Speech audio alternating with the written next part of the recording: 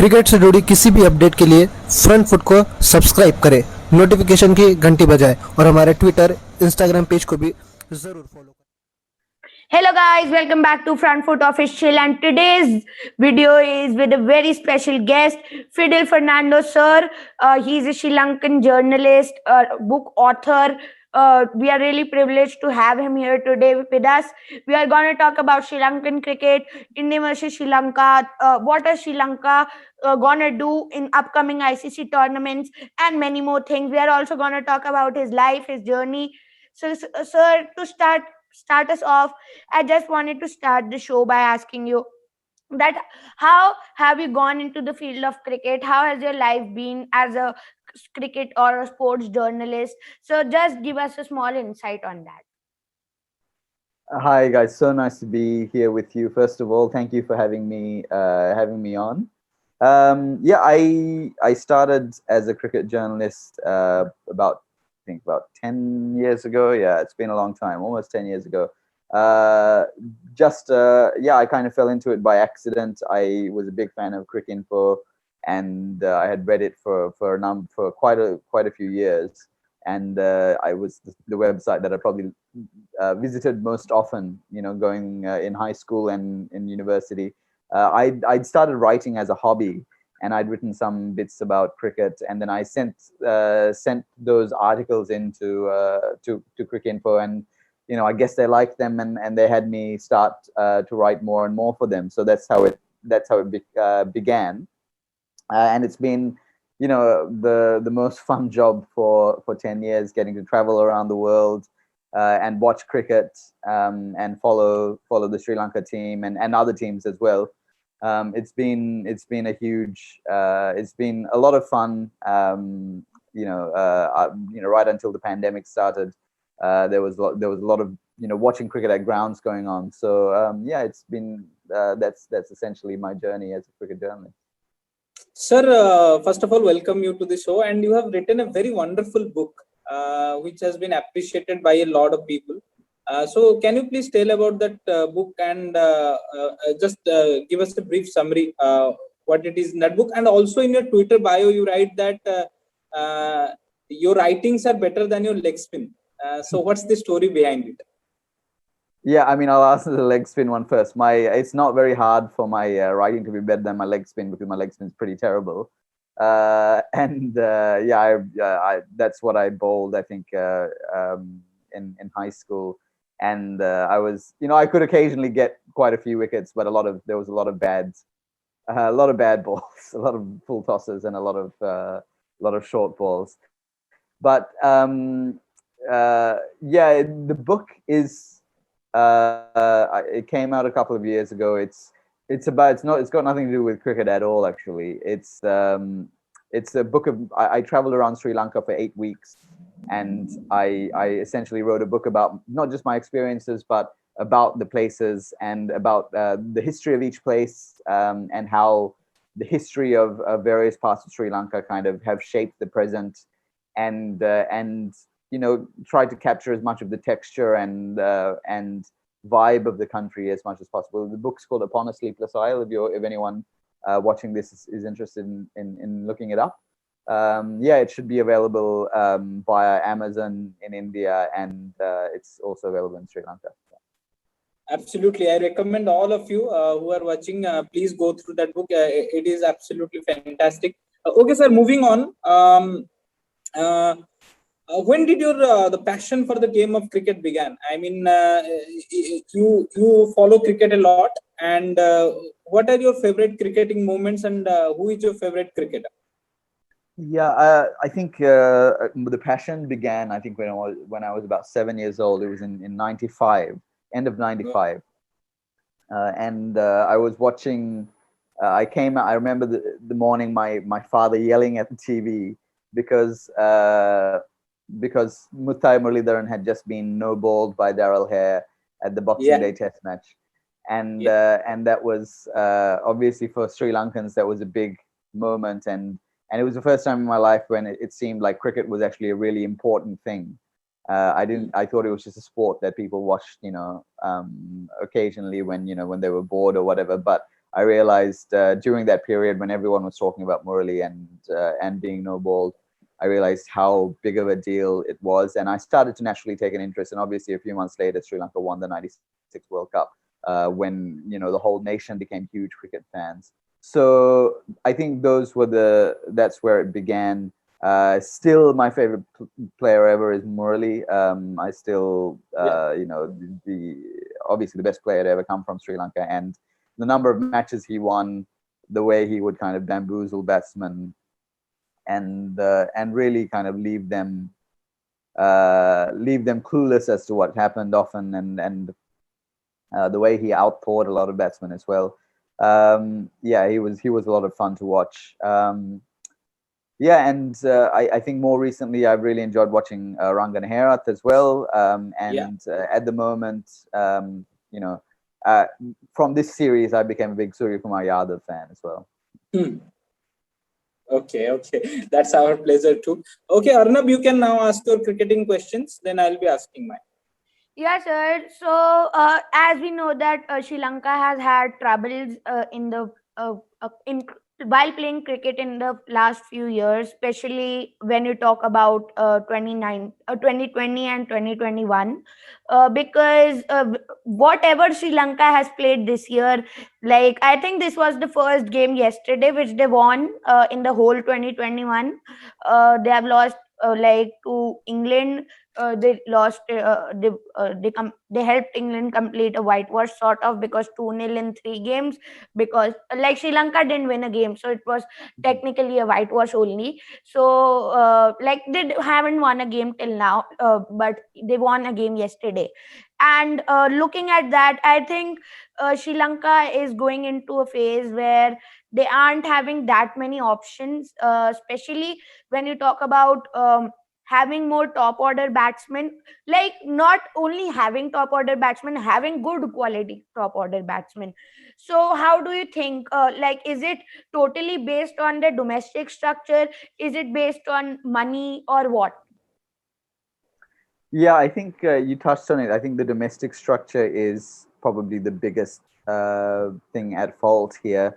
There's too many teams in the Sri Lankan first class and list A system, which means that the talent is diluted. A good batsman who's a half decent batsman playing for a domestic team can see out 3 or 4 of the bowlers, and or see out 1 or 2 of the best bowlers, and then score off the rest. They don't have to, but you don't face that kind of situation in international cricket. All of the bowlers are very high quality, so you have to learn how to score off high quality bowlers. You don't really get the easy bowlers to score off that you do in domestic cricket. That's just one example. Bowlers also can run through teams, because sometimes the batters aren't very high quality, and so you don't get tested that often. And I think that is, I've written a lot about it as well on Cricinfo, and spoken about it before. The domestic structure here, and Sri Lanka's inability to reform it, is probably the biggest issue.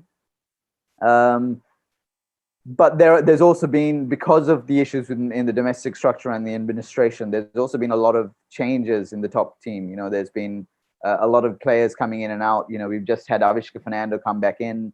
He top scored in this series, but he hasn't been playing consistently over the last couple of years, partly because of his fitness. His fitness standards had dipped, and Sri Lanka kind of brought in a very fitness-centric approach. But all of these things, and then other players are out. Right now, Dhanushka Gunatilaka, Kusal Mendis, and Niroshan Dikwala are out of contention because of behavioral things, because they went out in Durham, and the bubble, the biosecure bubble was popped, and they're likely to get long suspensions. Kusal Perera is out because of injury. So when you have all this change within a team, it's hard to get any kind of consistency. And I think that is one of the big issues that Sri Lanka cricket faces as well. I think yesterday's win, or the win in the third ODI, was really good for Sri Lanka, but we have to be realistic. It was against an India team that had 5 debutants. They're essentially playing their third choice attack. The likes of Bumrah, Washington Sundar, Mohammad Shami, Jadeja. Ravindra Jadeja are all out. On top of which, Yuzvendra Chahal, Kuldeep Yadav, Deepak Chahar, Bhuvaneshwar. None of these players, once you take out, India's 10, 12 best bowlers, that's the attack that was left. So we have to be realistic. It was a good victory, but something that I think Sri Lanka cricket should take as just a starting point, and hopefully we will see a lot more consistency in selection, and we can see this team kind of do a lot better in the coming months and years. Absolutely, because being a nation, we all want Sri Lanka to do well. Sri Lanka is having a rich cricketing culture. I mean, they have won everything and they have produced great batsmen.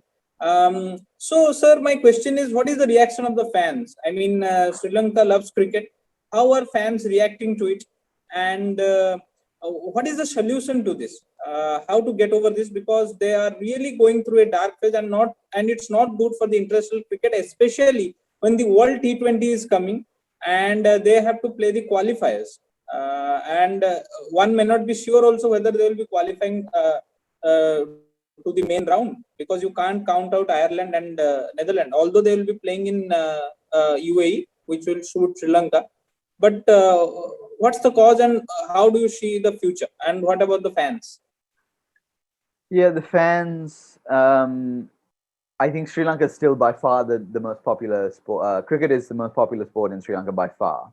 So they'll always, as soon as Sri Lanka start winning again, I think the fans will come back. Right now, there's quite a lot of apathy, a lot of anger also at how people have allowed Sri Lankan cricket to dip so low. But there's a lot of not there's a lot of dissatisfaction with the way cricket is being run and the way that cricket is being played. A lot of people don't like how the cricketers are kind of using social media, and they get hammered on social media quite often. So there are the fans, I think, right now aren't happy. But as soon as they win a few games in a row, as soon as they started being a competitive team again, I think you'll see them come back. Sri Lanka fans are a little bit fickle that way. They're quick to turn off, but they're very quick to turn back on again when the team is doing well. In terms of the World T20 and the T20 World Cup and the qualifiers, I think you're right. I think there is a realistic chance that Netherlands and Ireland, could upset Sri Lanka. Because Sri Lanka, have not been playing good T20 cricket over the last few years. If there's a couple of injuries to the Sri Lanka team to key players, if there's, if they have a bad day and Ireland or Netherlands have a good day, it's not inconceivable that Ireland has looked quite good in this series against, whether it's the one days or the T20s against South Africa till now. Yeah, absolutely. But I guess the challenge for them would be to adapt to UAE and Oman conditions. But yeah, I mean, it's a very realistic possibility. So it's a shame. I mean, you think about Sri Lankan cricket. It was only in 2014 that they won this tournament in T20 World Cup. Yeah. And now we're talking about them possibly missing out on qualification altogether. So it's been a pretty rapid decline, and hopefully they can arrest it. Exactly. Okay, last two questions from my side, and then we'll be wrapping up the show by taking one question from Arnav. My last two questions, do you think the guys like Mahela Jayawardene, Kumar Sangakkara, or maybe Ranatunga, or maybe Vaz, they can come in to help the Sri Lankan cricket as of now? Because I think they are only the ray of hope. They have the experience, they have beaten stronger teams in world cricket, and they have won a lot. And my second question, have you ever been to India? And if you haven't been, any plans? And what about Indian cricket? How do you see Indian cricket? Yeah, I'll answer the question about the former players. I mean, quite a lot of former players are involved in cricket right now. Right now, there's a technical advisory committee that advises Sri Lanka cricket. That's comprised of Aravinda De Silva, Roshan Mahanama, Kumar Sangakkara, and Muthaiya Muralidharan. So they are involved in some capacity at the board. And you also have Chaminda Vas, who is the team's bowling coach at the moment. And Mahela Jayawardene, while not involved in the board, he works as the head of the Sports Council in Sri Lanka, which is a body, a kind of government body that advises various sporting entities, including Sri Lanka Cricket. So they're all involved in some small way. The thing is, I mean, the domestic system is so poor, and the players that it's producing are so far behind international standards that there's not a lot they can do. You know, they can't come in and suddenly make players who haven't had that kind of toughening experience in domestic cricket. They can't suddenly make them into better players. So I think that's where a lot of the issues lie, is that although these players have been involved in the past, I mean, Sanat Jasuri has been chief selector, they haven't been able to make a big difference, because what really needs to happen is for domestic cricket to produce better players. And India, of course, I've been many times. I love going to India. In fact, I think before the pandemic, India was the last place I visited. I don't know where you guys are, but I was in Kerala and Bangalore on the last trip. Yeah. I've been to Delhi, You have been to the Mumbai, south. Kolkata as well. I love it there.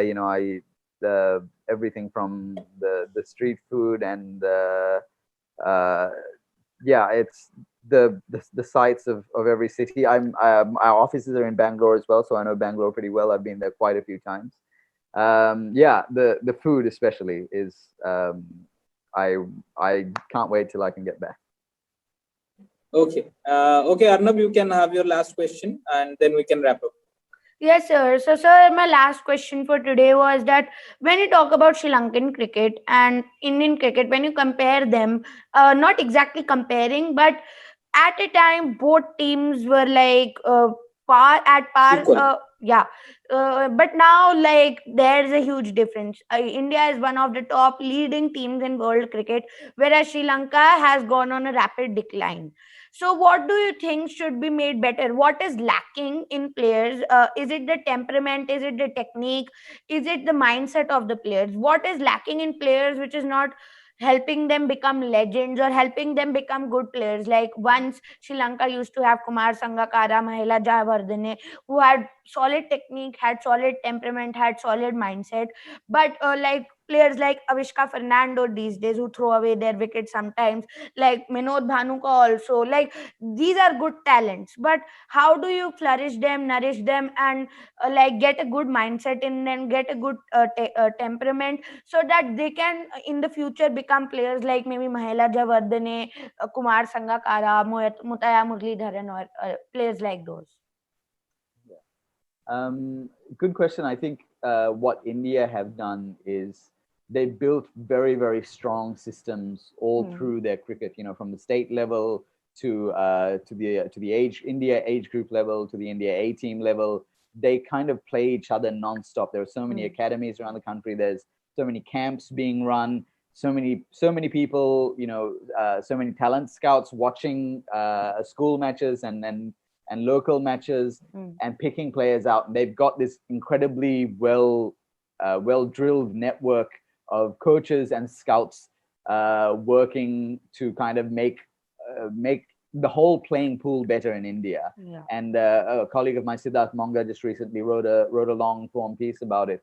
I think Sri Lanka needs to follow India's lead in that respect. I think they need to build up a network. They need to build up the infrastructure to make sure that if there's a talent in some part of the country, that they get brought into the system. That player might not become a national player, but if they are coming in, if they're improving their skills, then even at the domestic level, they're contributing to make another player better. They're contributing to the quality of domestic cricket being raised, and the part of that is money. I think the domestic system doesn't have enough money. The domestic players often have to work another job in order to play. That they should be able to be to at least take the domestic season off and focus solely on cricket during that period. But I think financially a lot of players find that difficult, so they're not able to do that. I think if in one word I had to sum up the difference between India and Sri Lanka right now, I would say is infrastructure. So that I think is one of the biggest things. Okay. Thank you so much, sir, for coming. Arnav, you can now end the show by speaking for just a minute. Yeah, sir. So, sir, thanks for coming, and we really liked you came to our show. And can you have your final words of like your experience of coming to our show? It's been fantastic, guys. Thank you so much for having me. And yeah, I look forward to seeing this online, and wish you guys all the best. Yes, sir. Hopefully, we'll see you again. Thank you so much, sir. It was a pleasure. We learned a lot of things from you. Okay, guys, do subscribe to the channel. And this video, whenever you see this video, just stay till end and watch till end. I request you, if you join us in between, then also I request you to watch the full video, because it was a lot of learning, especially to all the fans who love Sri Lankan cricket from India. So thank you so much, sir, and we'll see you next time. So, goodbye, Thank you. everyone.